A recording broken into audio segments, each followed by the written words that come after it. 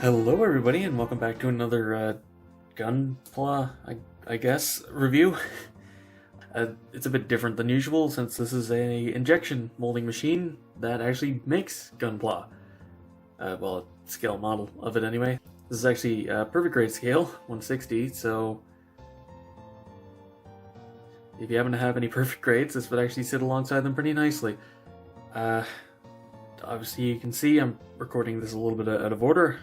I always do the openings the same way, but I'm going to be doing the review a little bit differently since, well, it doesn't have any articulation or anything, so this will be a very short video if I don't do it this way. Basically, I'm going to go over a few things as I put this together. So, since this is pretty much one runner of parts, a sticker sheet, and instructions. That's all that's in the box. So, give me a moment to cut this out and then we'll go over a few things. First, let's actually have a look at the runner and the sticker sheet. Focus. And, it's probably not the easiest thing to actually see. There we go. Yeah, 2006 and Hobby Center 160. Perfect grade scale.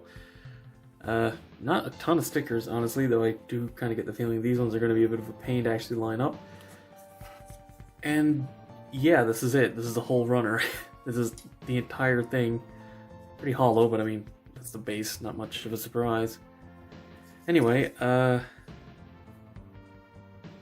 will get everything cut out and I'll be right back. Alright, before we get too far into the build, I am actually using the stickers for this because I really can't be bothered to paint all that. You can actually see if... I'll take a picture. You can actually see the mold of this kit inside of it. Also, I do want to point out just, there is a bit of extra detail on the inside of these. It's not a ton, but, I mean, it's there. And here we have it all built up. Was very, very quick to do, to be honest, even with the stickers. And as for a quick size comparison, it's not massive. I mean, it's not that small. That said, when it's built, it's around the same size as a small high grade.